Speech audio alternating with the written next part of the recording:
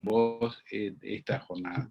Bueno, Adelante, por mi parte adelante, los voy a escuchar atentamente.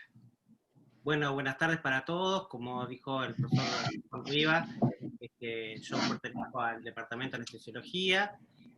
Organizamos esta actividad junto con la unidad docente asistencial que funciona en el Hospital Pega Rosell, que es la principal maternidad que tiene el Uruguay. Y bueno, invitamos al doctor Vasco, que siempre, como dijo el doctor, está siempre con buena predisposición para compartir con nosotros sus conocimientos. Y bueno, le quiero agradecer mucho al doctor Vasco y a Rinque Cristalia por el apoyo que nos están dando. Ahora, previo a la presentación de Mauricio, vamos a compartir un video donde habla Diego Pérez, que es jefe de productos de la línea Cristalia, Rinque Pharma. Él nos va a compartir un pequeño video y posteriormente continúa la actividad Mauricio. Vemos el video.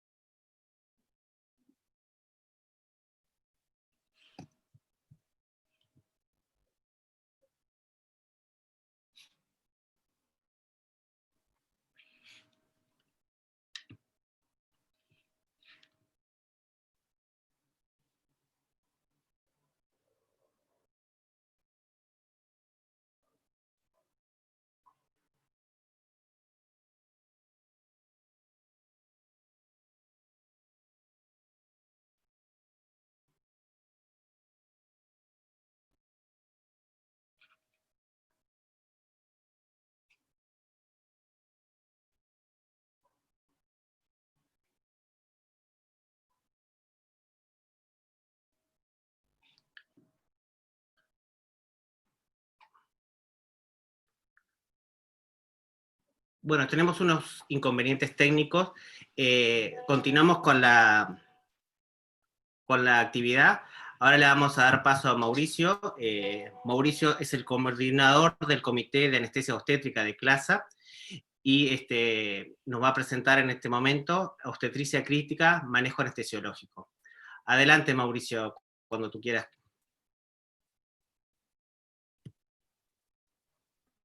Martín, muchas gracias. Por favor, me confirman si me escuchan y se ve bien mi presentación. Perfecto, Mauricio. Bueno, muy bien. Entonces, desde la perspectiva del manejo por el grupo de anestesia, nada haríamos si no abordamos los componentes de reconocer la gestante críticamente enferma y la paciente de alto riesgo. Entonces, pues, como espero que esto sea un ciclo de conferencias y que podamos seguir en contacto con el departamento Martín, revisando todos estos temas, hoy el objetivo principal es definir muy bien cómo debemos tener y conocer herramientas para detectar las gestantes en riesgo de deteriorarse. Yo creo que la clave está ahí. Todos los países, sistemas que han centrado, y a nosotros nos pasó en Colombia, nosotros durante una época crecimos mucho en infraestructura de cuidado intensivo pensando que recibiendo las gestantes críticas íbamos a tener impacto en la mortalidad, pues mejoramos unos aspectos, pero nos dimos cuenta que el paso estaba en evitar que llegaran ahí. Entonces, ese va a ser el objetivo fundamental de hoy y obviamente tenemos que hablar de la pandemia porque nos ha golpeado muy duro en los servicios obstétricos y todo el que tenga competencias y pueda ayudar del equipo que cuida el binomio madre-hijo tiene que ayudar y participar. No tengo ningún conflicto de interés. Y las opiniones e interpretaciones que voy a dar el día de hoy son parte de mi opinión y en ningún momento representan la posición de ninguna de las entidades a las cuales estoy vinculado, lo hago desde líder de opinión académico en el área. Entonces quiero empezar citando este estudio reciente que fue publicado en JAMA en junio de este año, en el cual el grupo español liderado por Óscar Martínez, un obstetra amigo que hace mucha obstetricia global y lidera un gran grupo de entrenamiento ahora en África, publicaron la serie europea en la cual ellos nos mostraban cómo las pacientes con COVID-19 que eran sometidas a operación cesárea tenían peores desenlaces maternos y neonatales. Y cuando teníamos los foros de discusión, Óscar nos decía, afortunadamente aquí la tasa de cesárea es baja. pues lo que nosotros le decíamos es, Oscar, nosotros estamos en un continente, en América Latina, donde tenemos el récord mundial en cesáreas, tenemos una epidemia de cesáreas, y muchos de nuestros servicios se caracterizan por hacer un porcentaje alto de cesáreas, sobre todo en pacientes críticas. Entonces ya aquí se nos venía presentando un espectro de cómo nos podía golpear cuando ellos estaban por allá en abril en el pico y nosotros apenas estábamos haciendo las preparaciones.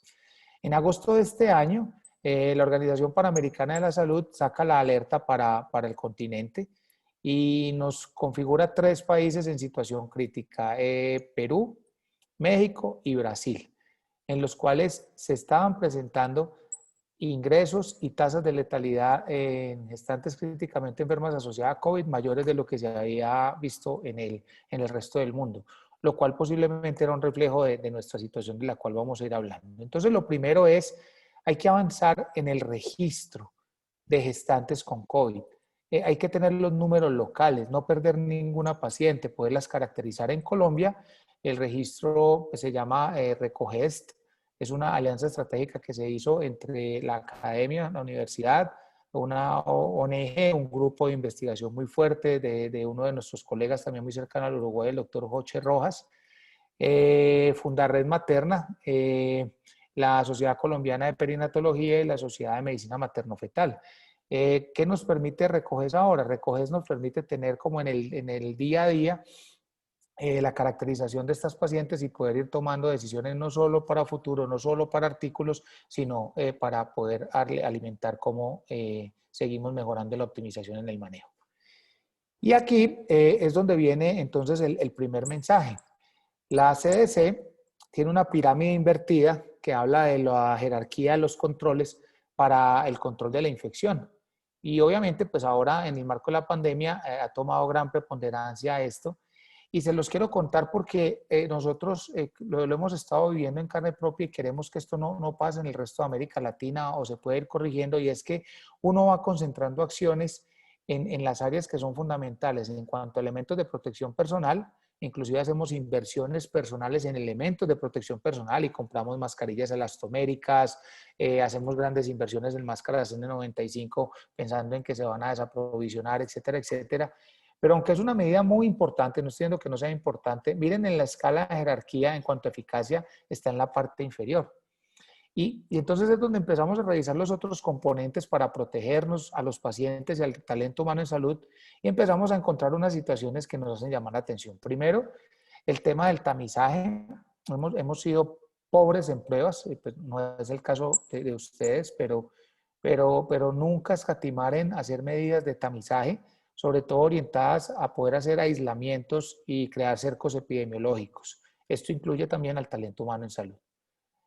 Segundo, vienen las medidas de sustitución, pues básicamente nosotros que hemos hecho en anestesia hemos migrado a procedimientos con técnicas regionales y tratar de evitar los procedimientos que generan aerosoles.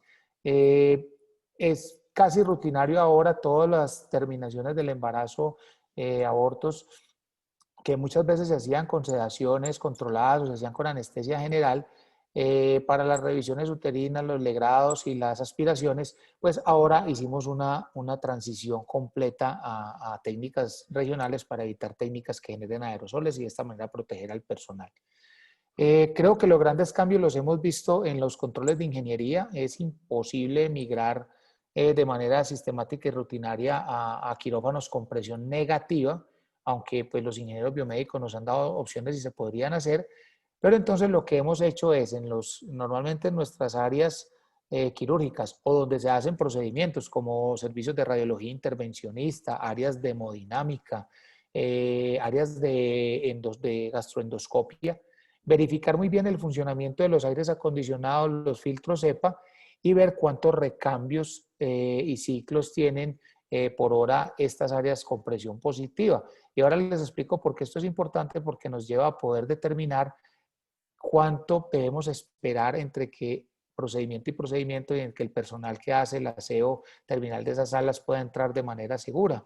Entonces, aquí mejoramos mucho. Les digo que las áreas obstétricas y las áreas de procedimientos no quirúrgicos donde necesitaban anestesia, como áreas de hemodinámica, radiología intervencionista, gastroendoscopia, eran áreas donde estos procesos de ingeniería para hacer recambios adecuados eran importantes. Obviamente, en los controles administrativos, trabajamos mucho en los procesos y pues no solo en las técnicas anestésicas, sino en general todos los procedimientos que minimizaran la aerosolización dentro de la perspectiva médica y no médica, y les reitero, seguir trabajando con los elementos de protección personal. Entonces, esta escala de jerarquías es muy importante. Para nosotros fue fundamental poder fortalecer cada uno de estos pasos y pues como anestesiólogos y líderes que somos en los quirófanos, pues no ser actores pasivos, sino verificar con los ingenieros biomédicos de nuestra institución que todos estos aspectos se presenten. Esta es la tabla de la CDC en español, de los recambios de aire por hora y más o menos los tiempos que se requerirían en el minuto para hacer una evacuación superior al 99% de los aerosoles que podrían llevar a infectividad. Y miren cómo pues encontramos que si no garantizamos al menos salas que tengan al menos entre 14 y 20 recambios, pues va a ser muy difícil, hasta 20 recambios, va a ser muy difícil tener tiempos de recambio entre cirugía y cirugía que sean inferiores a los 20 minutos.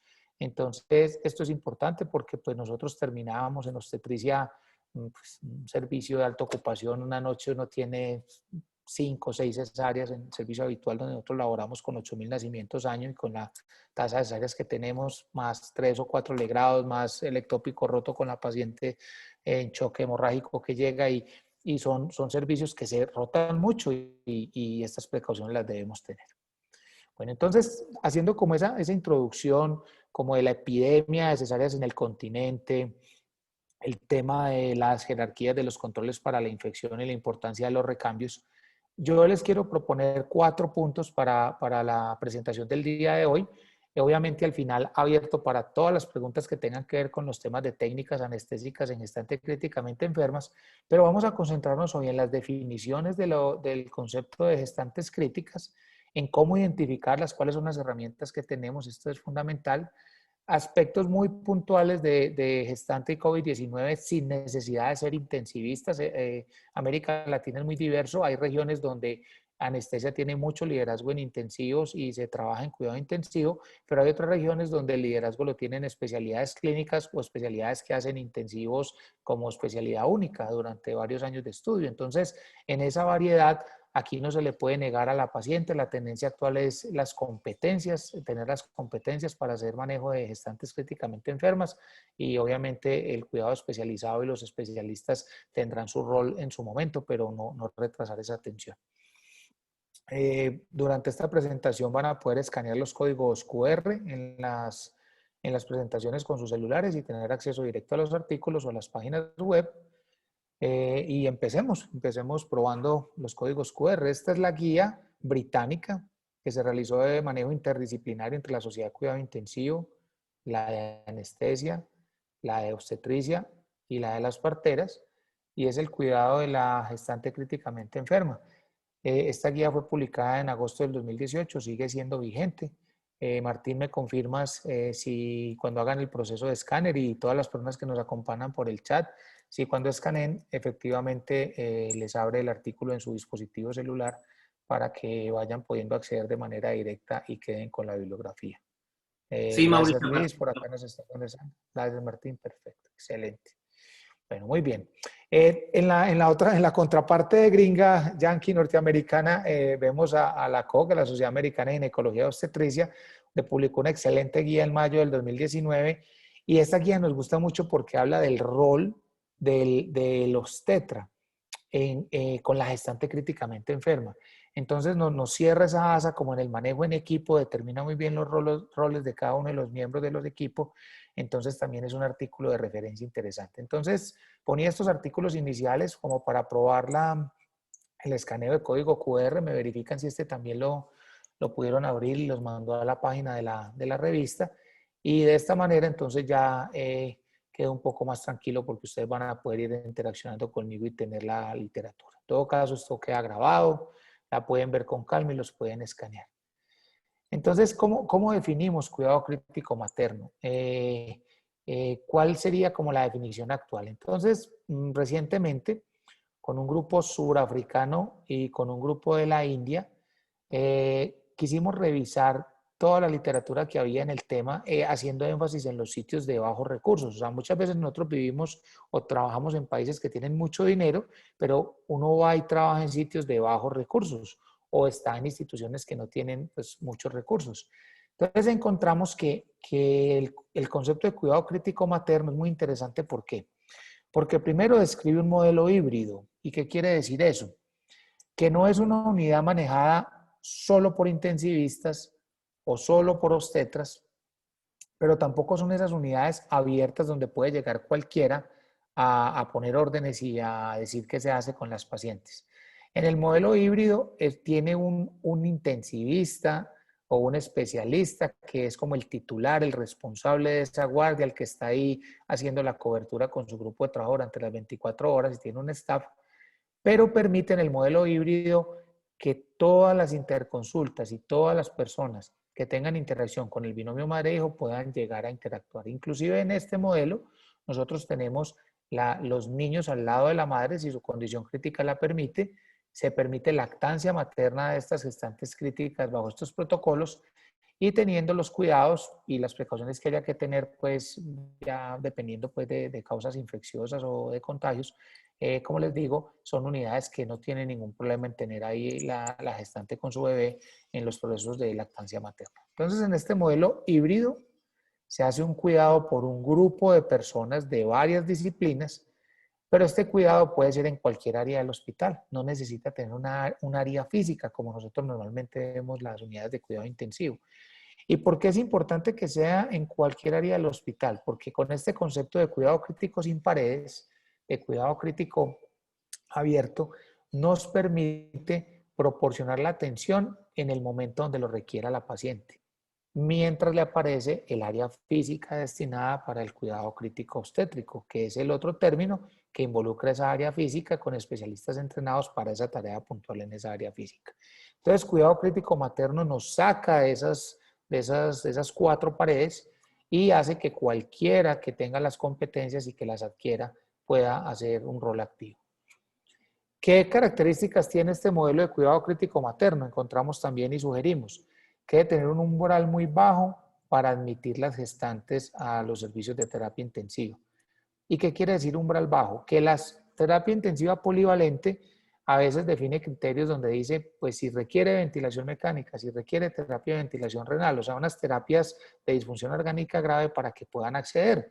Y eso es válido en algunos grupos de terapia polivalente, pero en obstetricia se ha demostrado que entre más bajo sea este umbral, cuando uno detecta falla orgánica para poder proporcionar este cuidado crítico materno, mejoran los desenlaces del binomio madre-hijo. Entonces, es fundamental y vamos a ver más adelante cómo los criterios de admisión y la manera de detectar la gestante crítica nos da las herramientas para poder hacer estos ingresos precoces, así la paciente no esté a ojo tan deteriorada, no esté ventilada, no esté en terapia de reemplazo renal, por ejemplo.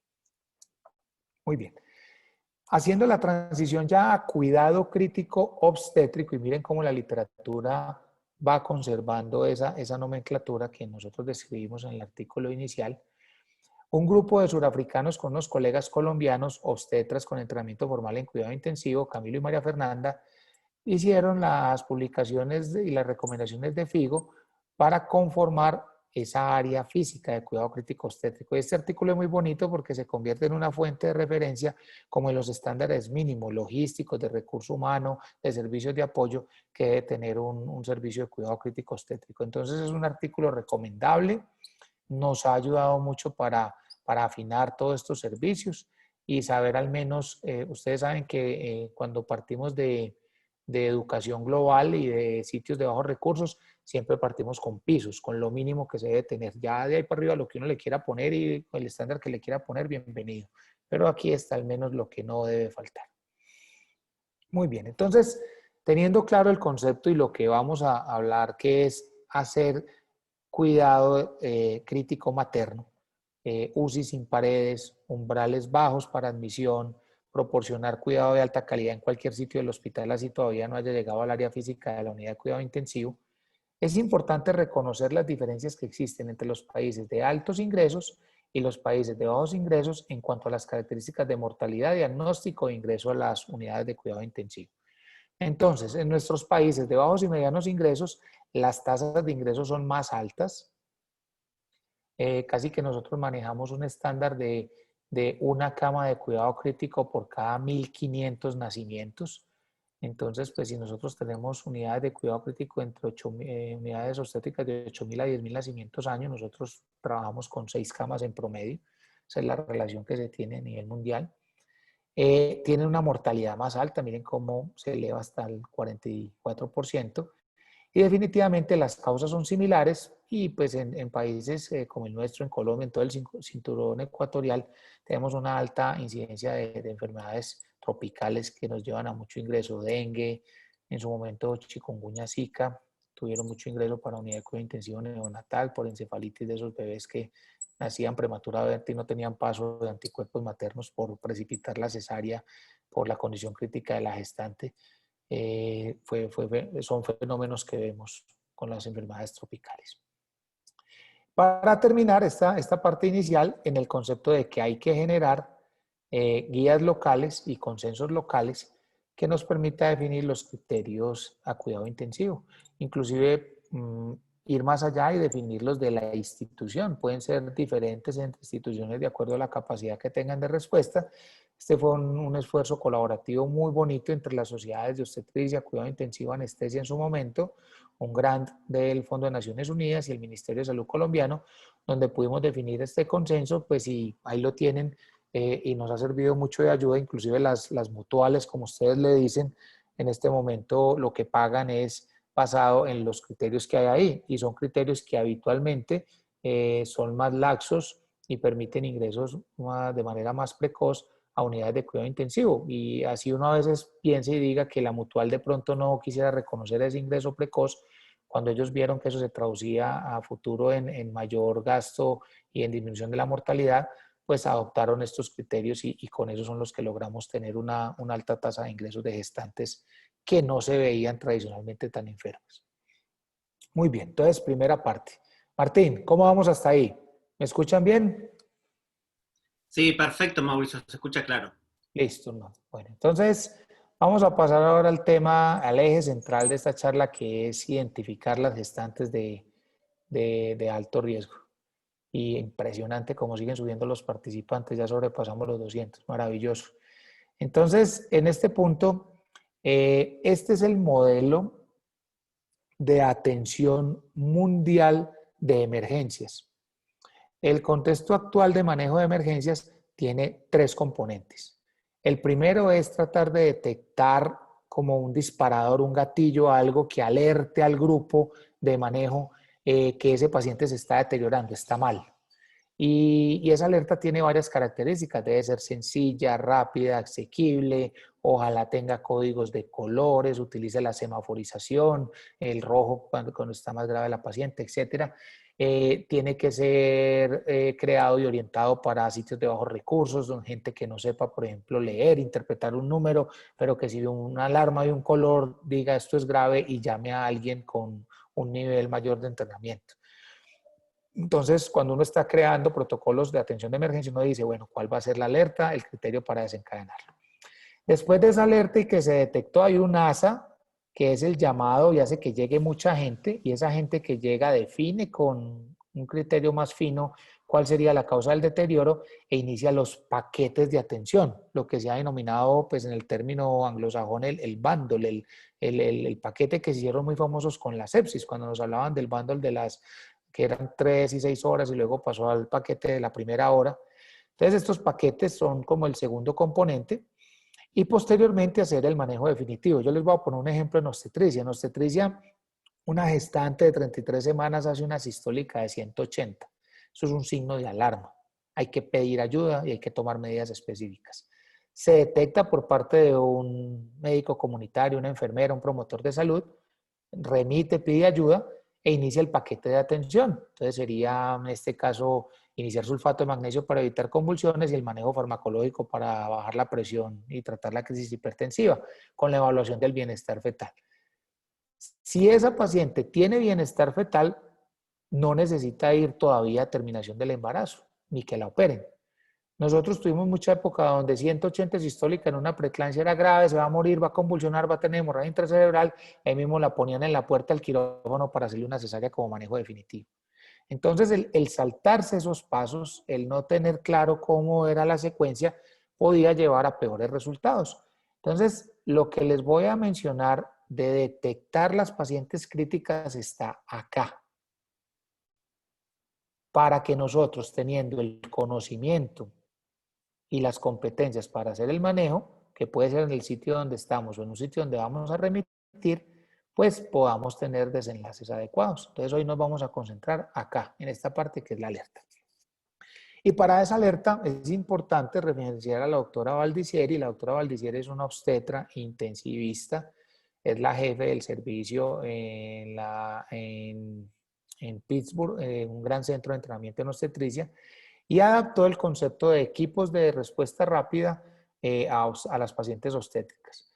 Estos conceptos de equipos de respuesta rápida son de dos tipos. Uno puede tener unos equipos que son pequeños, cuando se pide la ayuda llega poca gente y esa gente, de acuerdo a lo que define con el paciente crítico, pide más ayuda. Y hay otros que son, cuando se activa la alerta, se pide la ayuda, llega mucha gente y después de la evaluación el líder empieza a decir, bueno, no necesito al cirujano en este momento, se queda solo un auxiliar de enfermería y una enfermera jefe, la matrona se queda acá, en fin. Entonces es lo que se llama el ramp up, el escalar o el desescalar, y pues los dos han servido. Y son modelos que no sirven porque los lidera un especialista. Se ha demostrado que lo que necesitan es personas que tengan la competencia. Funcionan con enfermeras, funcionan con médicos generales, funcionan con médicos especialistas. Lo importante es tener la competencia para detectar y llamar. Con la llamada y con la llegada de estos equipos se constituye esa asa que permite mejorar los desenlaces en el paciente. Entonces, ¿cuándo y con qué herramientas vamos a llamar? Yesid, un obstetra colombiano, y Joche, un internista intensivista de Colombia, junto con el doctor Levinson, publicaron este artículo excelente en el 2017 y es el que hemos venido utilizando como mapa mental para entender qué scores, qué escalas podemos utilizar para llamar cuando detectemos estas gestantes que se están deteriorando. El primero de ellos puede ser orientado a escalas de falla orgánica, y ahí es donde tenemos el MPM2, que es la escala para UCI en este momento. Si ustedes me preguntan cuál es la mejor escala para definir morbimortalidad en gestante críticamente enferma que ingresa a una unidad de cuidado intensivo, definitivamente está el MPM2 y el Apache 2 modificado y validado para esa unidad. Pero estos son escalas complejas, que tienen muchos ítems, que requieren un entrenamiento especial, etc. Entonces, hay una escala genérica que se ha denominado la escala de alerta temprana en obstetricia. Estas son las siglas genéricas en inglés con la que se define y es la que vamos a referenciar el día de hoy. Y es la que yo les pediría el favor que implementaran de manera temprana en sus sitios, sobre todo en sitios que no son sitios de cuidado intensivo. En los servicios obstétricos en general y en los servicios de atención de urgencias de estas pacientes. Y hay otras escalas que se han validado por enfermedades específicas. Veíamos ahora que las causas más frecuentes de muerte están dadas por la hemorragia, la preeclampsia y la sepsis. Entonces, para preeclampsia se han validado los modelos Pierce. Para hemorragia cada vez cobra mayor importancia el índice de choque. Y para sepsis, definitivamente se está trabajando en la adaptación de las escalas para población obstétrica, QIC-SOFA y SOFA, pero el SOS y la escala que sacó ahorita el Grupo Colaborativo de California, que la quiero compartir con ustedes, creo que son las herramientas que tenemos ahora a la mano y que nos pueden servir para detectar estas pacientes críticas. Entonces, vamos a arrancar con la escala de alerta temprana, la escala genérica de disfunción orgánica, no por patologías. Entonces, estas escalas son sistemas de puntuación o de códigos de colores semaforizados que son efectivas en predecir cuáles gestantes se van a complicar y van a morir. Miren qué importante. Y estas escalas, además de permitir eso que les acabo de decir, también de acuerdo a su clasificación pueden mejorar el nivel de monitoría y el tiempo de reacción para evitar deterioro adicional, o sea, ingresar precozmente a una unidad de cuidado intensivo. Nosotros ahora de manera rutinaria, cuando detectamos estas pacientes y están en los rangos de colores rojo o están en los puntajes avanzados, porque se puede hacer por colores o por puntajes, pues definitivamente esas pacientes requieren un sitio donde se puedan cuidar mejor y mientras aparece ese sitio, pues mejorar el cuidado del personal que esté a cargo e instaurar las medidas. Este artículo es importante, ¿por qué? Y lo traigo a colación, porque hay muchas escalas. Con 5 o 6 parámetros en común, difieren un poco, o sea, las gringas ponen más, por ejemplo, el gasto urinario, las británicas no utilizan el gasto urinario, pero en general, como van a ver ahora, tienen 5 o 6 parámetros en común y han recibido diferentes grados de validación. Entonces, aquí el tema es cuál. Revisen la literatura, definan cuál es la que quieren hacer y cuando en el servicio vayan a aparecer peleas porque alguien leyó la británica, la gringa, la australiana, ustedes dicen, no, aquí decidimos trabajar con estos parámetros y esta es la que vamos a tener. Pero aquí están todas y es interesante pues porque le baja a uno la tensión en el grupo de ponerse a pelear cuál sí, cuál no, por qué no, crea consenso y define una con cuál se va. Bueno, la que abrió el camino fue la escala News, el sistema de alerta temprano británico. Inicialmente ellos tenían una escala de 17 parámetros fisiológicos entre signos vitales y algunos paraclínicos y fueron desarrollando validación y encontraron que, miren, solo con medir la presión arterial sistólica y diastólica, la frecuencia respiratoria, la frecuencia cardíaca, la saturación de oxígeno de acuerdo al oxígeno que requería para que estuviera por encima del 96%, la temperatura y el nivel de conciencia, 5 ítems muy sencillos de hacer que cualquier persona puede hacer, pues ellos lograron con esta escala disminuir de manera ostensible mortalidad y favorecer los ingresos a servicios de cuidado intensivo para disminuir la mortalidad. Entonces, ¿cómo se activa esta escala? Se activa, como les decía, por colores o por puntajes. Si uno durante más de al menos 20 minutos tiene alteración fisiológica en cualquiera de estos parámetros, que está en un solo de color rojo o en 2 de color amarillo, hay que llamar al equipo de respuesta rápida para estratificar y ver qué se hace. Esto es sumamente importante. Y si en puntaje, el puntaje es de 3 o más, también habría que tomar acciones orientadas a monitoría y a tratamiento. Entonces, pues esta fue la que marcó el punto de inflexión. Esto fue el estudio clásico del doctor Carli, la bajó de 17, reitero, a 5 parámetros y generó todo el boom que se ha habido en el mundo en los últimos 7-10 años en obstetricia, tamizando a las pacientes con esta escala. Gracias a esto, si escanean este código de barras, y por favor Martín me confirma si te abre en tu celular, esto los manda a una app web en español.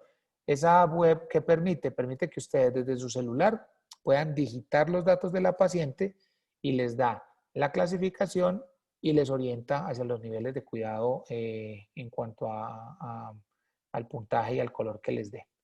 A veces está el mantenimiento. ¿Me confirman, Martín, por favor, o alguien de los asistentes si Sí, al Mauricio, escanear sí, correcto. está funcionando? Listo. Entonces, pues ustedes la pueden tener impresa, la pueden tener como quieran, en los computadores, donde sea, pero pues tenerla en la tableta, en los celulares con esta web también ayuda mucho. Entonces, por favor, la tienen en favoritos. Aquí también está el link del grupo Grisio de Hoche que permite acceder a ella. Bueno, muy bien. Esta escala es tan importante que, pues, miren, la guía británica la implementa como la escala que utilizan para detectar y llevar a las pacientes a cuidado intensivo. Y nosotros la utilizamos los norteamericanos también en la guía ECOG y nosotros en nuestra guía nacional, pues la tenemos también adaptada para que sirva con este propósito. Entonces, primer mensaje, escalas de disfunción orgánica, sistema de alerta temprano obstétrico, muy sencilla. 5 parámetros muy difíciles de hacer: presión arterial, frecuencia respiratoria, frecuencia cardíaca, saturación de oxígeno, temperatura y el estado de conciencia. Y con esos parámetros tan sofisticados podemos impactar dramáticamente en la disminución de la mortalidad materna y perinatal. Vamos ahora a las escalas específicas. Vamos a iniciar con preeclampsia. Les voy a traer primero los modelos Pierce y qué pena, pero me tomé la molestia de dejar solo las validaciones. Están validadas en países de altos ingresos, pues es evidente, se hicieron primero en estudios de validación canadienses y británicos, pero les traigo los artículos de validación en países de bajos y medianos ingresos, porque pues nosotros a veces vemos mucha literatura en servicios como que no representan lo que nosotros tenemos y estos estudios ya han sido validados en el Asia pobre, África, América Latina. Entonces, este primer estudio muestra la validación de lo que ellos llaman el sistema Pierce completo. ¿Qué ventaja tienen los Pierce? Los sistemas Pierce, la ventaja que tienen es que nos predicen cuando están alterados las pacientes que se van a complicar gravemente o morir en la próxima semana de la que se detectó la alteración. Entonces, uno a veces la aplica en pacientes que no ve tan graves, pero tienen la enfermedad, tienen el diagnóstico de preeclampsia, y si está alterado, en este caso sería un porcentaje mayor al 5%, pues párele cuidado, póngale bolas a esa paciente, porque cada paciente, según el rendimiento de esa escala, va a tener mayor riesgo de complicarse en esa siguiente semana. Entonces nos identifica a las pacientes en alto riesgo de complicarse y de recibir intervenciones farmacológicas que hacen la diferencia en preeclampsia, como sulfato de magnesio y antihipertensivos y esteroides. Bueno. Mucha gente nos dice, doctor, pero es que nosotros no tenemos cómo hacer lo que dice el full Pierce, ¿qué podemos hacer? Entonces, el mismo grupo, este grupo es liderado por el grupo canadiense de Vonda Elsen y Laura Magui, lo validaron en países de bajos ingresos y crearon un modelo que se llama el mini Pierce. Este mini Pierce identifica primero, pues a quién hay que remitir, que si estamos trabajando en muy bajos recursos, es a quien enviamos a un nivel de mayor complejidad. O a quién debemos cambiar, o sea, si la detecto y está en una habitación convencional de hospitalización, pues requerirá ir a una unidad de cuidados intensivos o una unidad de cuidados especiales. Entonces, ¿a quién debemos remitir? Y como el Pierce completo, pues, ¿quién requiere intervenciones críticas como antihipertensivos, sulfatos, esteroides? ¿Cuál es la ventaja grande entre estos dos modelos? Que ya los tenemos disponibles en páginas web y en dispositivos celulares. Pues miren que la escala están ya en español. Pues ahí están los francés, portugués, español, uno en la calculadora los va cambiando. El modelo completo requiere semanas de gestación, las tenemos. Saturación de oxígeno, hay que tener un oxímetro de pulso. Plaquetas, creatinina y transaminasas, hay que tener laboratorio ágil. Y nos calcula la probabilidad. Entonces, cuando no tenemos eso, pues vamos al mini Pierce y ¿qué tenemos? Edad gestacional, grado de gestación, síntomas clínicos de severidad, dolor torácico, disnea, cefalea, escotomas, sospecha de orupcio, la presión sistólica y opcional una cintilla en orina, opcional la saturación de oxígeno y una cintilla de orina a ver si hay proteínas. Y con eso hacemos el cálculo y tiene buen rendimiento con el modelo completo. Entonces miren que de pronto no hay excusa a veces de no tener y disponer de laboratorios clínicos, pero obviamente si estamos en un sitio que lo tenemos, lo vamos a hacer con el full Pierce, pero existe la manera de hacerlo y reitero, tenemos la posibilidad de incorporarlo a nuestros dispositivos celulares y tabletas. Bueno, muy bien. Eso era preeclampsia. Vámonos para hemorragia. Este estudio clásico de hace 7 años, donde participó un colega pues, que muchos de ustedes conocen, yo sé que Mario y pues todo el grupo de CLAB lo conocen a Joao Pablo, evaluó de manera sistemática el índice de choque en escenarios no obstétricos, que encontró que cuando uno clasifica el choque hemorrágico en severidad, basado solo en presión arterial sistólica baja o en taquicardia, pues la detección de los grados severos es tardía, cuando el paciente está muy taquicárdico o está muy hipotenso. La obstétrica tiene unas adaptaciones fisiológicas que hace que estos cambios sean muy tardíos. Entonces, en su momento, este grupo encontró que si dividían la frecuencia cardíaca del pulso sobre la presión arterial sistólica, o sea, a mí un profe siempre me decía, Mauro, si usted va a abordar un paciente en anestesia y el pulso es mayor que la sistólica, el paciente está muy grave. Y el profe tenía razón, me estaba contando el concepto del índice de choque en ese momento. Entonces, miren cómo cuando esto se intersecta y sobrepasa 0,9 en obstetricia, porque en población no obstétrica es un número menor, en obstetricia, es capaz de detectar los grados severos de hemorragia sin que sea tan tarde. Maravilloso. Entonces, con ese marco, ese mapa mental de haciendo una división como trascendía en una detección temprana, empezaron los estudios en obstetricia. Pues no se los voy a traer todos, pero quiero citar el de Sue Ellen Miller, que fue la que inventó el traje no neumático antichoque, que evaluó el rol para predecir y detectar intervenciones en países, en sitios de bajos recursos y de bajos ingresos. Entonces, este estudio de Sue Ellen Miller mostró que pues, el rango que ya teníamos de 0,9, que era como el gatillo, el disparador, y obviamente, pues si yo estoy en un sitio de bajo recurso, debo transferir a la paciente, pero también me mostró que en otros valores, mayor a 1,4, se correlacionaba con que esa paciente requería que la operaran o le hicieran radiología intervencionista, o si era mayor a 1,7,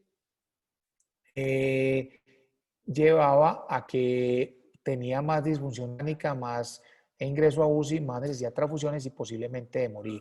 Para aprovechar de una vez la pregunta que hace Javier ahí en el chat, a diferencia, por ejemplo, de preeclampsia, donde hemos visto que los puntos de corte en presión para adolescentes son distintos, en este momento no hay estudios que nos hayan permitido ver que haya criterios diferentes para las adolescentes.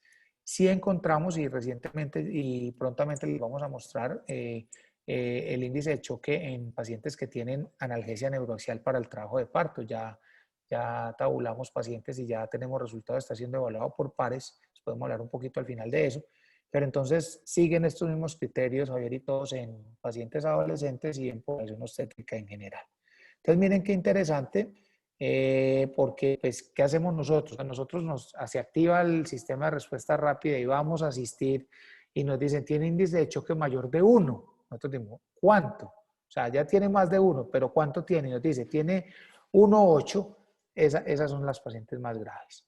Inclusive, cuando entrenamos personal de atención comunitaria y nos dice, tengo una paciente que tuvo 1,2 cuando activé, pero se mejoró y ahora está bien, el solo hecho de haber tenido 1,2 y estar en un nivel de atención básica, individualizando y en el contexto sugerimos que deba ser remitida ya estabilizada a un nivel de mayor atención donde se pueda cuidar mejor. Entonces, bien interesante, el índice de choque ha sido bien interesante. Esto es un trabajo de nuestros colegas en Cali, participó el actual presidente de FIGO, Carlos Fisner, y estuvieron involucrados los grupos de cuidado intensivo. Estuvo Sue Ellen Miller, que es partera, la jefe de la unidad de cuidado intensivo y ahora gerente de la clínica, la doctora Marcela, todos los obstetras que han hecho entrenamiento en cuidado intensivo formal, María Fernanda lideró el equipo. Y miren cómo además de los indicadores convencionales que nos orientan la reanimación en choque hemorrágico, como ácido láctico y déficit de bases, este grupo utilizó el índice de choque para medir la respuesta al tratamiento, en este caso cuando se aplicaba una terapia que no se utiliza frecuentemente a nivel intrahospitalario, es más para uso extrahospitalario, pero ellos lo colocaron en su protocolo de manejo intrahospitalario, que era el traje no neumático antichoque.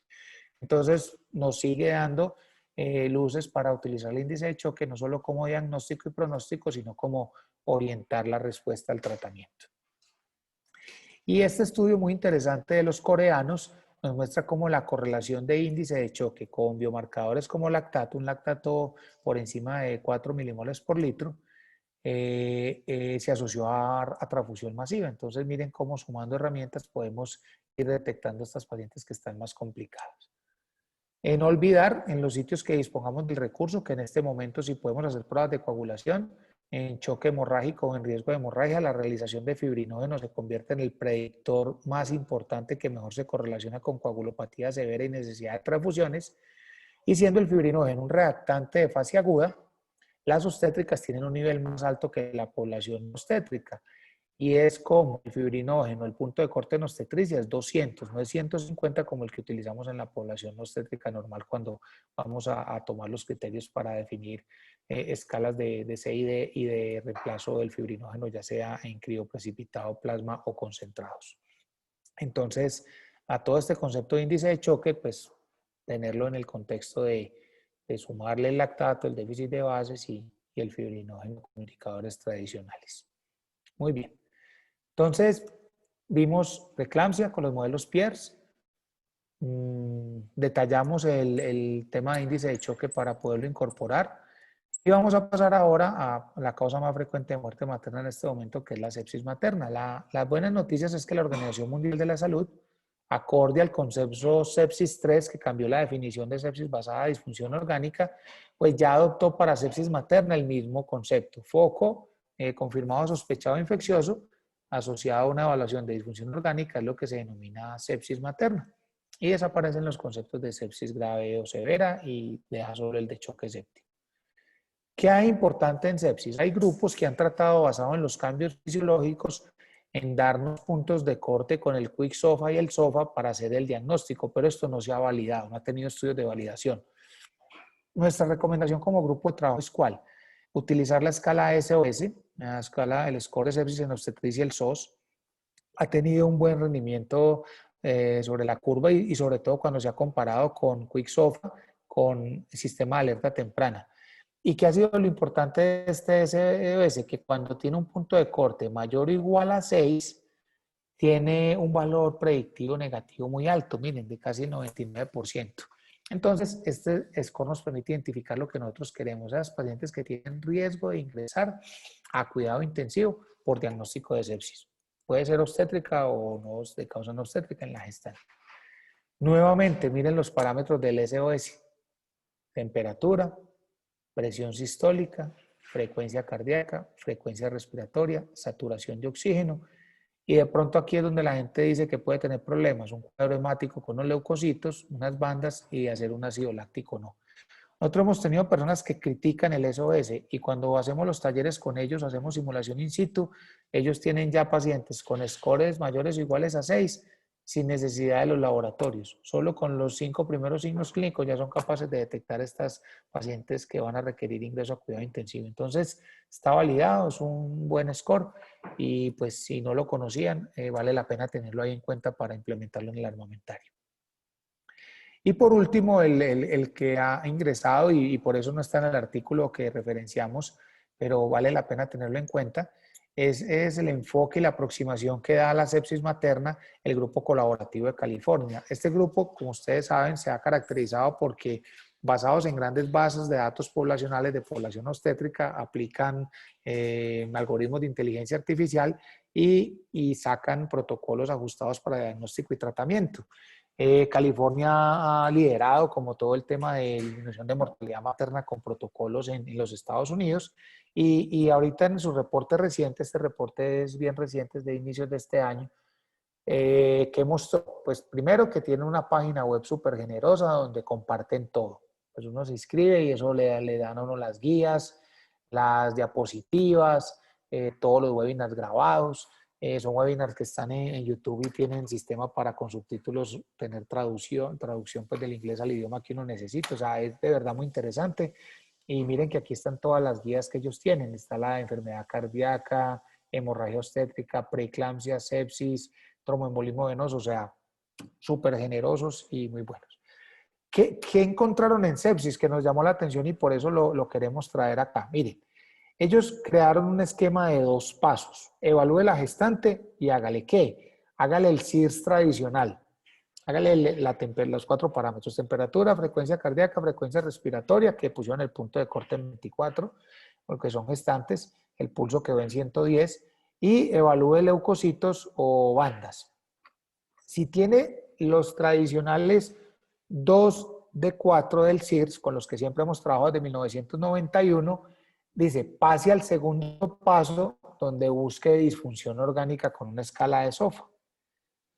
Y si tiene, después de tener el CIRS positivo, 2 de 4, con al menos un criterio de la escala de SOFA ajustada para obstetricia de acuerdo a los algoritmos de inteligencia artificial que ellos crearon para los puntos de corte, la correlación de este algoritmo para diagnóstico y descartar sepsis es muy alto, mire, sensibilidad y especificidad 97 y 99%. Y tiene la ventaja que con el CIRS nosotros diagnosticamos muchos casos y sobreutilizábamos recursos. Al aplicarle el segundo filtro del SOFA, nos define realmente de todas esas positivas cuáles son las que están enfermas. O sea, el concepto de foco más disfunción orgánica. Entonces, está muy fácil de hacer, no tiene nada distinto, simplemente nos dice, hombre, aplique el SIRS con una discreta diferencia en el criterio de frecuencia respiratoria y haga un SOFA. Ahí están los puntos de corte de PAFI, en coagulación, en bilirrubina. Obviamente, si está chocada, ya es shock séptico y eso salta pues, a otro algoritmo de manejo. Y hace la aclaración que al final lo podemos pues, reiterar. Acuérdense que en el trabajo de parto se eleva el lactato sin que sea patológico. Entonces podemos tener lactato positivo alto sin que sea indicador de disfunción orgánica. Entonces si ellos dicen, si no hay falla orgánica y tiene el lactato solito y la paciente está en trabajo de parto, ojo que ese lactato de pronto en este caso no es sepsis, sino que es el cambio que se ve fisiológico en el parto y en el posparto, que fue el artículo pues, del grupo de Boston que escribió Melissa Bauer. Entonces está muy bacano. Lo voy a volver aquí para que lo escaneen. Sirve mucho, nos ha servido mucho y pues es interesante. Bueno, entonces en sepsis pues seguimos esperando el GLOS ya ha sacado como reportes previos, pero no estábamos esperando era que nos diera punto de corte, qué escala utilizar. Esperemos a ver si el estudio GLOS lo va a hacer con sus análisis de sus grupos. Y aquí tenemos pues el tema de alerta que era como el eje central de esta parte. Martín, ¿cómo vamos ahí? Perfecto, Mauricio. Perfecto, todo muy claro. Sí. Bueno, muy bien. Siguen subiendo los asistentes. Qué barbaridad, qué bueno. Vamos a ver, ojalá se mantenga el número para las preguntas. Bueno, entonces vamos ya al cierre. Entonces, les había dicho que uno hacía alerta para llamar y generar bundles, paquetes de tratamiento. Les voy a mostrar solo 2 artículos. No se angustien si la letra está pequeña, sigan el cursor. Miren, aquí arriba dice sistemas de alerta temprana. Si la paciente tiene los desencadenantes del sistema de alerta temprana, el primero que les mostré, que no era específico de enfermedades, usted llama unos rojos, 2 amarillos, sostenidos por 20 minutos o más, y la gente que llega debe tener las competencias para definir si lo que va a hacer es el paquete de tratamiento de sepsis, de tromboembolismo pulmonar, de preeclampsia o de hemorragia. Miren qué bacano. Este otro estudio es exactamente lo mismo. Aquí en rojo está sistema de alerta temprana y encasillar a la paciente en 4 categorías: sepsis, colapso cardiopulmonar, pues ahí están todas las causas: cardiomiopatía, infarto, edema pulmonar, pues ahí hay una esfera, un espectro de gestantes críticas con eso. La preeclampsia o la hemorragia. Entonces, ¿qué les quiero mostrar? Que esto no, pues esto hizo parte durante un tiempo de lo que nosotros veníamos siguiendo como con el esquema mundial, pero los grupos lo empezaron a validar y permite interaccionar de manera adecuada. Ok, perfecto. Muy bien. Entonces, para cerrar esta parte, miren, este fue el artículo que les comenté. ¿Qué tiene? Tiene el MPM2 o el Apache individualizado como criterios, en este momento, escalas ideales de gestante en cuidado intensivo. Pero como la mayoría de gestantes críticas no las tenemos en cuidado intensivo, sino que las tenemos que detectar a ver cuál debe llegar allá, entonces está el score de alerta temprana como indicador genérico, de acuerdo a colores y puntaje, y está el de enfermedades, donde la preeclampsia tiene los modelos Pierce, hemorragia tiene los índices de choque e infección tiene el SOS. Y pues como este artículo era antes de que apareciera lo de California, pues posiblemente a futuro irá a decir acá los 2 pasos del tamizaje del grupo colaborativo de California para detectar sepsis materna, que son los que se han validado. Entonces esta pues es para tomarle foto y guardarla y descargar el artículo. Bueno, muy bien. Cosas muy puntuales de COVID-19, les cuento algunas innovaciones y vamos a las preguntas. La fisiopatología es bien conocida por todos, fue importante entenderla para cambiar el manejo. Las gestantes se mueren poquito, pero cuando complican gravemente, se mueren mucho. Y como les mostré, en Perú, México y Brasil tenemos unas tasas de mortalidad más altas de las que se habían relatado en todo el mundo de gestantes con COVID. Quiero dejar claro que en ausencia de tratamientos efectivos, la base del manejo clínico de la infección por COVID-19 es la terapia de soporte. Y en esa terapia de soporte hay 4 pilares fundamentales que son la oxigenación, el manejo del choque séptico, el soporte de órganos y por la fisiopatología el manejo de los fenómenos embólicos y las microtrombosis a todo nivel y en especial a nivel pulmonar. El grupo objetivo de hoy, y por no ser un enfoque para intensivistas, vamos a concentrar en el tema que tiene que ver con oxigenación y microtrombosis. ¿Qué hay preponderante en oxigenación y ventilación? Que en las pacientes gestantes con COVID, nuevamente, el sistema de alerta temprana es la que nos permite tamizar esas pacientes que van a necesitar el concepto de cuidado crítico materno. Miren qué interesante, polimnea, hipoxemia, taquicardia. Son las que nos lleva a esos grupos que requieren ese cuidado. Y aparece un concepto muy interesante que es este, y es el utilizar en paciente extubado, no en ventilación mecánica, manejo de fluido restrictivo, ya lo hacíamos de manera rutinaria. Prono en paciente despierto, no lo hacíamos de manera rutinaria. Y sistemas de oxigenación con sistemas de alto flujo o de ventilación no invasiva, los cuales aprendimos durante la pandemia a utilizar en pacientes que antes no éramos tan expectantes para hacerlo. Rápidamente pasábamos a ventilación mecánica. Entonces, digamos que estos aspectos fueron importantes. ¿Qué puso un reto en obstetricia? Muy interesante, era, hombre, ¿y una obstétrica despierta se puede pronar? Sí, y hay estudios, y la doctora Liz Ennis de Australia, que pues, es la que ha liderado todo el tema de ultrasonido obstétrico, de POCUS obstétrico, ya tenía artículos impactando en desenlaces en preeclampsia utilizando posición prona como un mecanismo, en su momento era de disminuir la presión intraabdominal, pero gracias a esto se generaron modelos en los cuales se pronaban las gestantes e inclusive se generaban cojines y dispositivos para tratar de hacer más cómodo este proceso. Obviamente, si la paciente está en ventilación mecánica, miren cómo con los dummies, este también es un excelente artículo, miren cómo la utilización de rollos en cintura pélvica y escapular, como lo hacemos nosotros frecuentemente en anestesia para los pacientes que van en prono para cirugía de columna y otras, pues miren cómo permite también tener la barriguita libre sin compresión y llevó que las competencias de anestesia ahorita en cuidado intensivo pues fueran muy apetecidas para todo este manejo tanto de vía aérea como de posicionar en prono a los pacientes.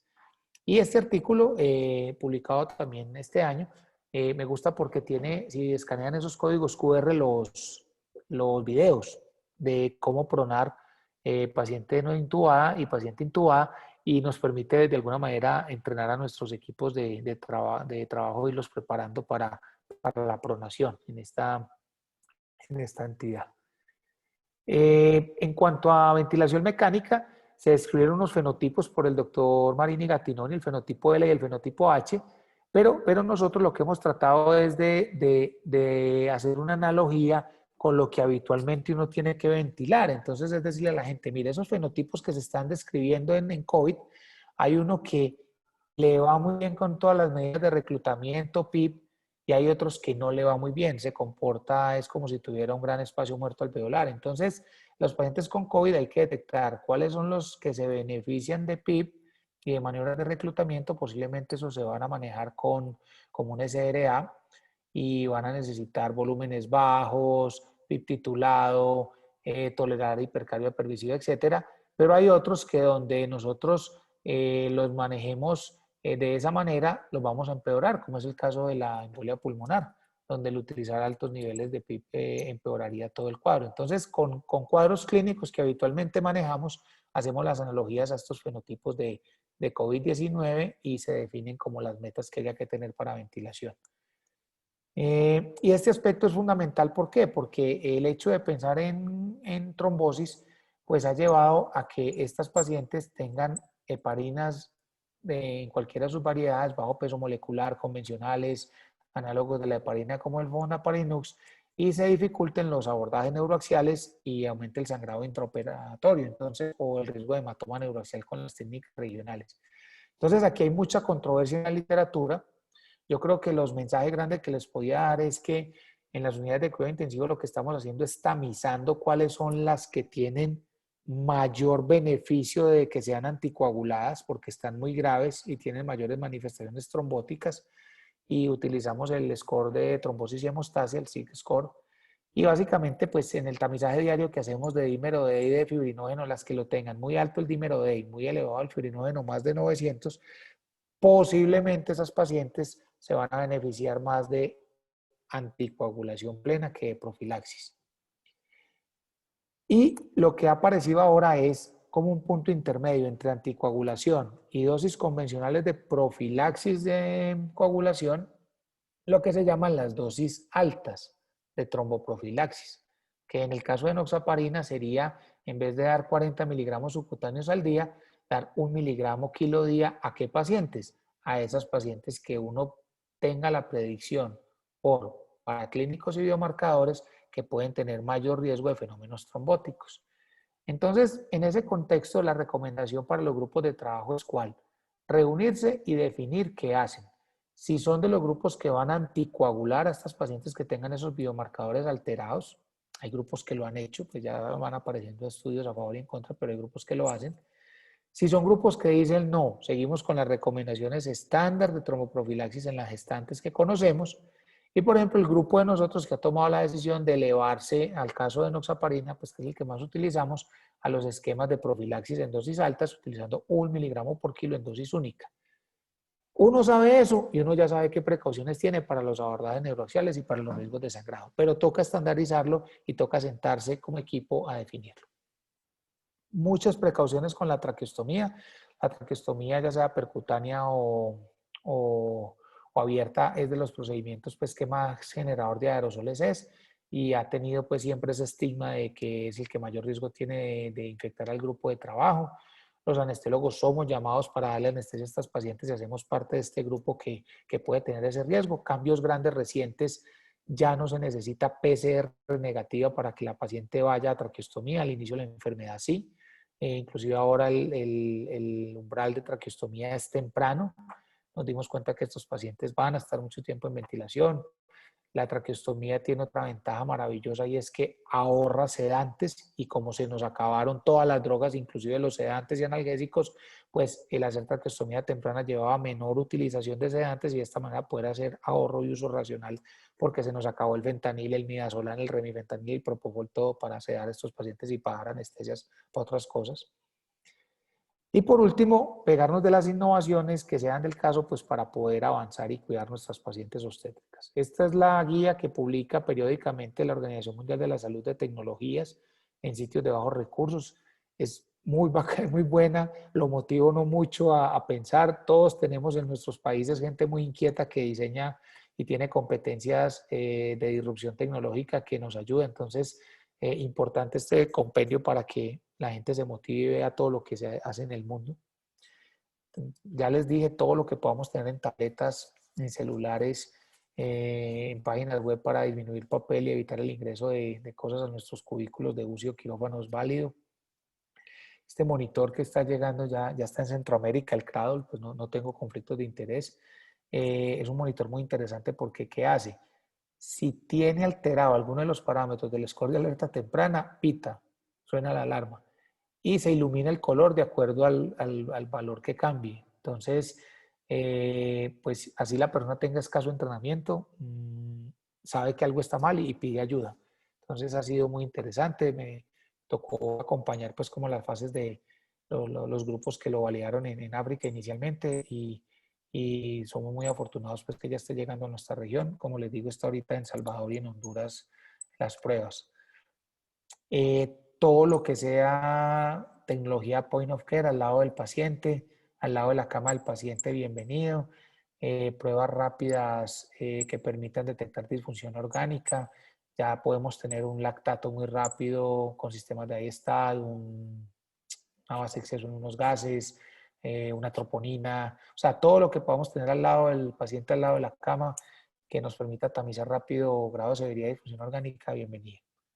Estos son fotos de Perú, los familiares haciendo filas para poder rellenar estas pipas de oxígeno que escasea. Entonces, estos son pruebas pilotos de África y de India, publicado en JAMA, donde se está utilizando una tecnología que a través de paneles solares se obtiene oxígeno y se evitan los concentradores y pues la llegada y el transporte del oxígeno hacia esos sitios de bajos recursos. Creo que pues las ventajas que tenemos en los países ecuatoriales ha permitido que esta tecnología se implemente. Todo lo que podamos enviar a través de drones, bienvenido, vacunas, antibióticos. Pues, ustedes saben que los drones se dividen en los de autonomía de vuelo bajo, intermedia o larga.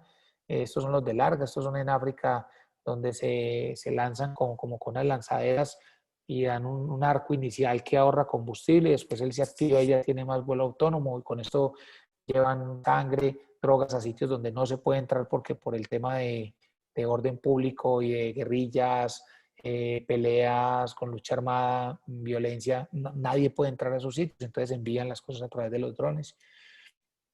Son ya los drones de asistencia que nos permite desplazar y dar teleayuda y teleorientación. Este es telemedicina, importantísimo. Estamos haciendo un gran número de teleasistencia a través de todas las plataformas virtuales. Hemos incorporado el ultrasonido a nuestros dispositivos celulares. No, reitero, no tengo conflicto de interés. El Borderfly es un a ver, en un solo traductor puede funcionar como convexo, lineal y sectorial. Recién uno porque es de sistema piezoeléctrico. Entonces, esto lo tiene uno en uno solo y lo conecta a su dispositivo celular y no sobrepasa los $1,600 en este momento. Entonces, pues, es una ventaja, es un unicornio ahora. Grupo de innovadores lo puso a muy buen precio y pues masificó el tema del ultrasonido. Y las holocámaras que nos han permitido ahora a los operadores poderlo supervisar, todo lo que ve este operador y que está haciendo con el paciente nos permite asistirlo en tiempo real, evitar errores, evitar contactos, omitir pasos, etcétera, es una ventaja. Entonces les muestro porque pues son innovaciones que realmente sirven. Entonces, pues esto era lo que tenía preparado para hoy. Vamos a ver las preguntas, espero que las expectativas se hayan cumplido. Hay que pensar en lo que se viene y más que opción, lo que nosotros llamamos de predicciones son opciones para el nuevo normal. Los invito a que lean este artículo, recientemente lo hicimos para nuestro gremio, si estamos preparados para eso y lo que encontramos es que hay unas opciones que tenemos que adoptar, canales de comunicación e información adecuados. La infodemia está causando más muertes que el COVID. La información no filtrada, no evaluada por pares, las cadenas por WhatsApp de noticias falsas que crean terror, pues los canales virtuales de enseñanza-aprendizaje llegaron para quedarse. Todos los modelos de apoyo en telemedicina lo hacemos, la protección a nosotros, hacer pruebas, bioseguridad, controles de ingeniería, todos los que le mostré en la pirámide CS es importante a futuro. Esta no va a ser la única epidemia que nos va a tocar, vienen más, entonces, ¿qué estamos aprendiendo? Y todo esto en un marco de acuerdo al desarrollo sostenible, evitar pues la inequidad. Entonces, es una reflexión interesante, hay que cambiar, no hay chance y como les digo, esto va para largo y nos va a tocar convivir mucho tiempo con el COVID-19 y con futuras epidemias. Martín, muchas gracias. Muchas gracias por la exposición, muy claro como siempre. La verdad que es un placer escucharte y aprendemos mucho contigo. Gracias, Martín. Te cuento que tenemos, se inscribieron a esta actividad 620 participantes de diferentes países. Tenemos de Argentina, República Dominicana, Ecuador, Bolivia, Chile, México, Perú, Paraguay, El Salvador, Colombia, obviamente Uruguay, y de Angola tenemos participantes. La verdad que atraes al público y es muy interesante la actividad. A continuación vamos a ver el video que no vimos hoy por problemas técnicos y después vamos a hacer las preguntas de los referentes nacionales. Vemos el video a continuación que es corto y enseguida las preguntas a continuación. Muy bien.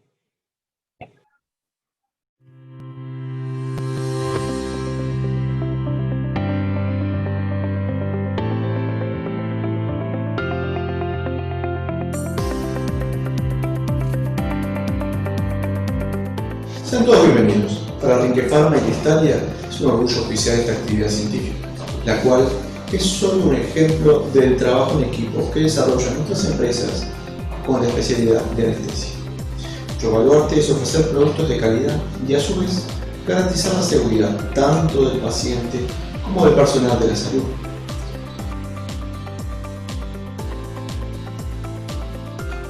Es por ello que entre los pilares de nuestro trabajo está la implementación y desarrollo del Steripack, el cual permite un manejo más seguro de la medicación. Otro de nuestros aportes fue la implementación de la codificación por colores según normas internacionales.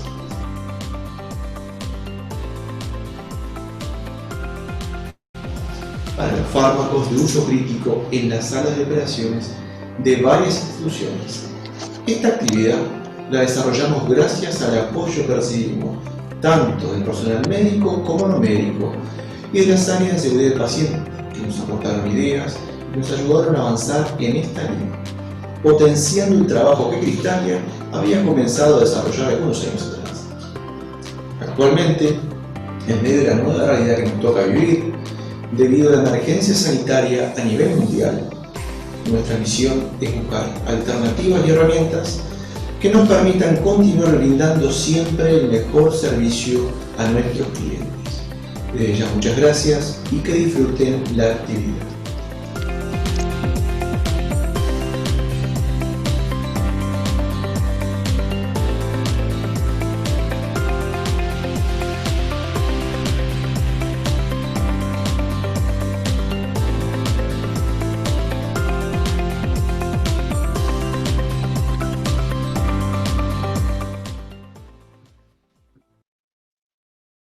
Bien, a continuación vamos a darle la palabra a referentes nacionales, como es el caso del doctor Claudio Sosa, que es profesor de la Clínica Ginecotológica C, es ginecólogo y epidemiólogo. El doctor Claudio Sosa le va a formular una pregunta al doctor Vasco.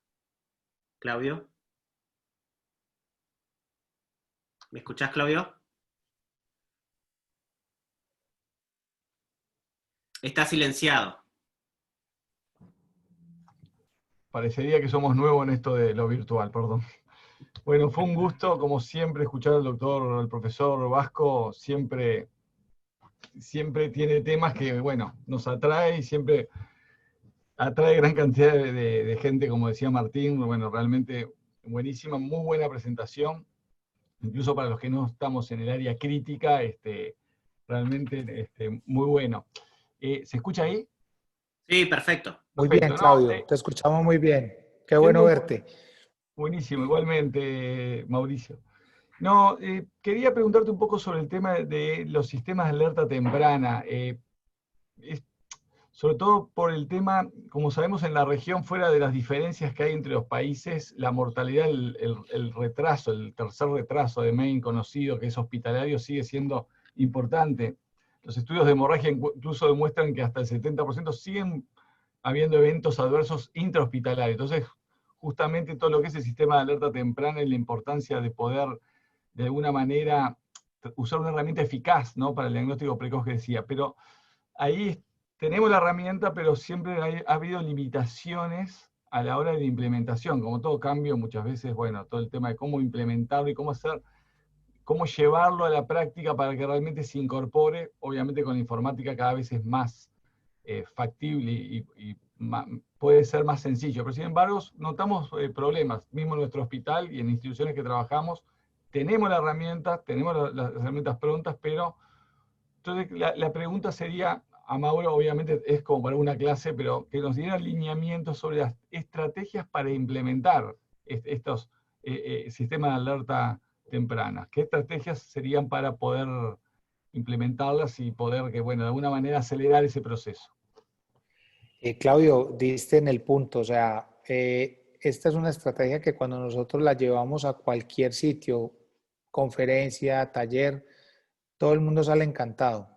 Y cuando vamos a hacer la retroalimentación y preguntamos, ¿cuántos lo han podido implementar? La minoría. O sea, la gente le parece maravillosa, la conoce, pero es muy difícil esa transición. Entonces, varios tips de implementación. Primero, es mejor que sean de arriba, de las directivas institucionales, que sea una medida institucional, hacia abajo, hacia los servicios, y no que sea como a veces esos esfuerzos y esas luchas que uno pega solo en su área para tratar de sacar algo y el resto de los colegas te apabullan y dicen que eso no sirve para nada, que por qué vamos a cambiar si siempre nos ha ido bien. Entonces nos ha funcionado mucho es llevarlo a las áreas de calidad y seguridad de las instituciones, presentarla como una herramienta global que mejora todos estos desenlaces, no solo en obstétrica, sisa en los diversos grupos poblacionales. Está el paquete con las escalas pediátricas, las escalas de adultos, etcétera. Y en ese paquete de herramientas de detección de paciente crítico y equipos de respuesta rápida, las instituciones que están en alta calidad inmediatamente las aterrizan con esas oficinas grandes que tienen de seguridad y las acreditaciones que quieren tener a nivel internacional y facilita el proceso de implementación. Entonces, obstetricia a veces se queda por fuera de eso. La institución se habilita Joint Commission, hace todos los estándares, pero el estándar tú vas y lo ves en otras áreas y en obstetricia los estándares son a otro nivel. Si le dio tromboprofilaxis a la cesárea y en esto momento no me acuerdo, y el antibiótico profiláctico. Entonces, bueno, esa sería la primera, de arriba abajo.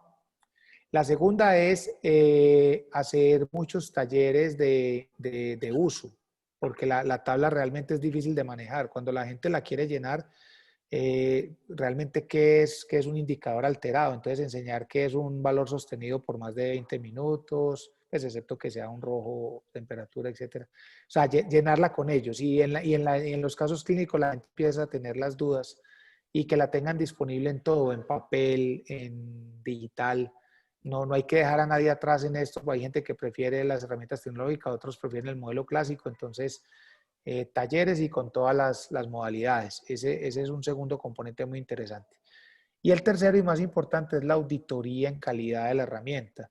Esta herramienta empiezan a llamar, pero la gente que como la empiezan a llamar tanto, se empieza a poner brava porque la llaman mucho.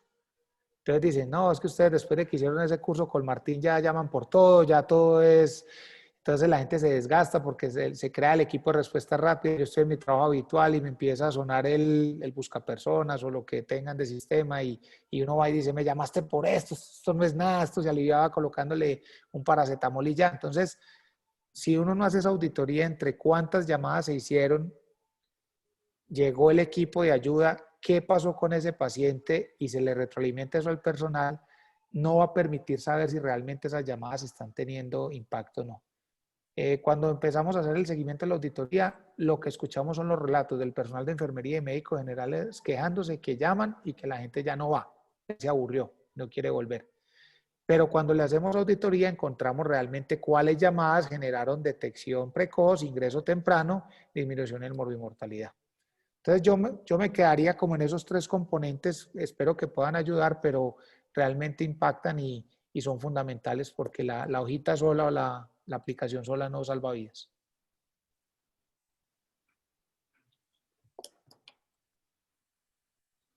Bien, perfecto. Muchas gracias, Claudio, por tu pregunta y por tu participación. Pasamos ahora a la doctora Anabela Fernández, que es intensivista, es presidente del Comité de Obstetricia Crítica de la Sociedad Uruguaya de Medicina Intensiva y es la responsable de la Unidad Docente Asistencial de Obstetricia Crítica de Sanidad Militar. Doctora Fernández, la escuchamos. Buenas tardes.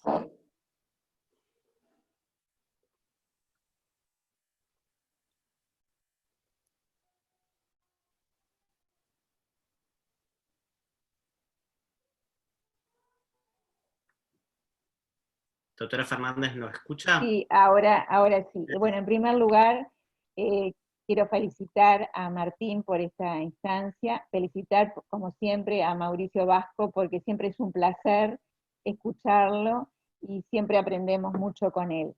En realidad, las preguntas que yo tenía, gracias, las preguntas que yo tenía ya las contestó, porque era en realidad, nosotros trabajamos en una unidad de terapia intensiva, Por suerte, en nuestro país el COVID no ha hecho los estragos que ha hecho en otros países, tenemos un bajo índice de pacientes y no hemos tenido embarazadas. Realmente en terapia intensiva nosotros no hemos tenido embarazadas.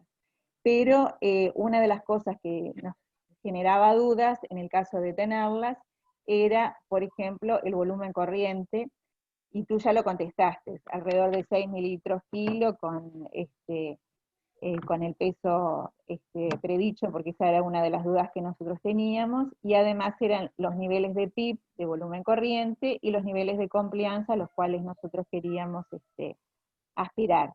Pero en realidad tú ya de alguna manera ya lo has contestado todo, pero esas eran más que nada nuestras dudas, el hecho de cómo iniciamos la ventilación en pacientes con COVID, en embarazadas con COVID. Muchas gracias. Bueno, Anabela, un abrazo. Muchas gracias, doctora Fernández. Gracias a ti. A continuación vamos a pasar con el doctor Mario Pérez, que es ginecólogo. Mario.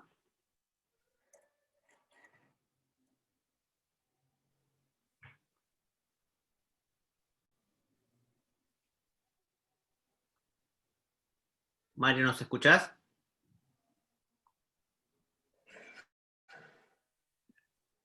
Ahora me escuchan. Sí. Bien. Sí, señor. Bueno, Mauro, un placer de verte y de escucharte. Y realmente es maravillosa la iniciativa de Martín de hacer esta reunión, que tiene el éxito que tiene por el interés que despierta los temas a tratar y quién los trata. Realmente me pareció maravillosa la exposición, hay un montón de temas que trataste que son realmente interesantes. Y yo tenía una pregunta en particular, sin saber bien de qué era, pero que me parece que no la voy a hacer porque quería hablar de una cosa en particular. Yo siempre tuve el asunto de que no me convencía en absoluto ni el SOFA ni el SIRS. O sea, eran cosas para la sepsis, me parece que la sepsis no estaba bien encarada y entonces teníamos un calderín gigantesco donde quedaban enganchados un montón de cosas que no tenían nada que ver y que no eran nada en realidad. Pero esta nueva esquema que planteaste, el esquema de California, realmente me parece que es muy interesante y que tenemos que tratar de, o sea, porque todo lo que habías planteado antes, o sea, los sistemas de alerta temprana, utilizar la tecnología para la preeclampsia, utilizar el índice de shock, todas esas cosas son cosas como que todos las tenemos claro que las tenemos que hacer, aunque no terminemos no haciéndola o no lográndola hacer, pero esta nueva manera de encarar el diagnóstico de la sepsis me parece sumamente interesante. Y la pregunta mía original en realidad era vinculada es un tema anestesiológico. Mucha de la gente que está escuchando son anestesistas que están en formación y que son anestesistas que están empezando a trabajar y que les viene muy bien todo esto que vos estás planteando. Pero cuando nosotros hablamos de trasladar a una paciente, de que hay que llevarla de un lado a otro, llevarla a un nivel de mayor atención, ¿quién tiene que hacerse cargo de ese traslado? Porque en general en el lugar de origen no hay un intensivista y quizá haya un anestesista. Entonces, ¿el anestesista debe tomar esa responsabilidad de hacer el traslado? Mario, sí, yo digamos que primero, muchas gracias, qué bueno verte. El tema es, yo respeto mucho los protocolos y las situaciones locales y de cada país, de cómo se maneja el tema de quién maneja a los pacientes. Bueno, pero tengo una frase que hago la aclaración porque a veces pega muy duro y es, actualmente la medicina y la salud en general es de competencias, no de especialidades.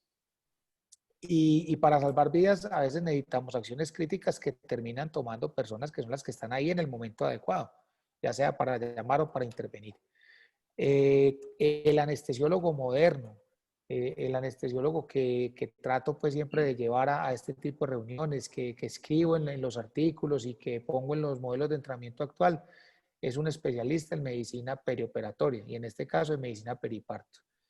Y así como el anestesiólogo cuando hace anestesia cardiotorácica y se vuelve experto en todo eso, es necesario que los que interactuamos en áreas obstétricas aprendamos de ustedes y tengamos las competencias que ustedes como obstetras nos dan para poder estar como al mismo nivel de equipo y trabajar.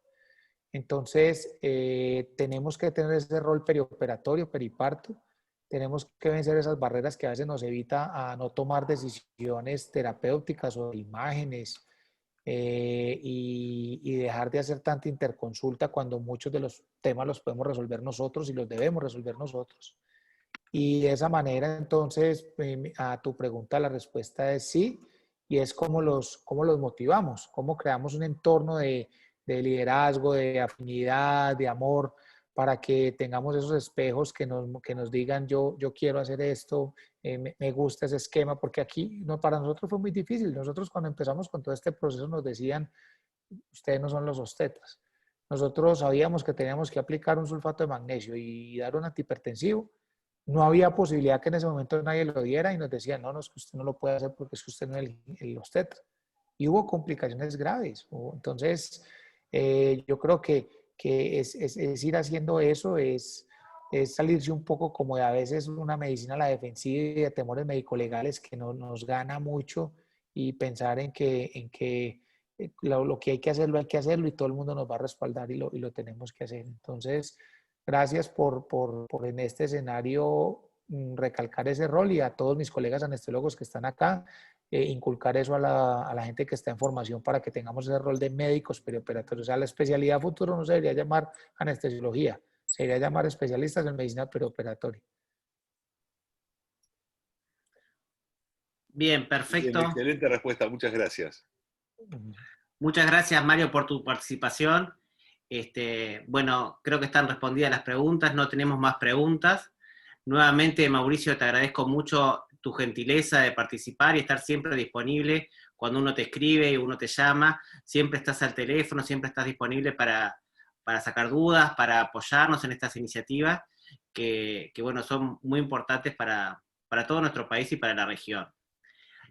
Para culminar, nosotros vamos a sortear un libro que es hecho acá en la Cátedra de Anestesiología, y como se inscribieron 620 participantes, el sorteo va a ser con un número que tú digas del 1 al 620, a alguien vas a favorecer con el libro, así que decí un número al azar, y después pasamos quién es.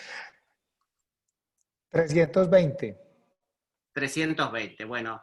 El inscripto con el número 320 es el acreedor del libro que a través del laboratorio Cristalia se van a comunicar con él para hacerle llegar el libro. Damos la actividad por culminada. Nuevamente muchas gracias, Mauricio, y a Rinque Pharma. Muy bien, cuídense mucho, por favor. Gracias por la invitación, seguimos en contacto.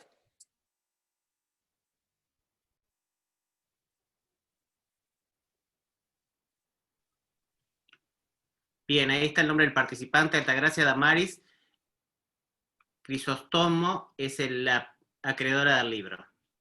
Chao, gracias a todos por participar. Nos vemos en la próxima. Hasta luego.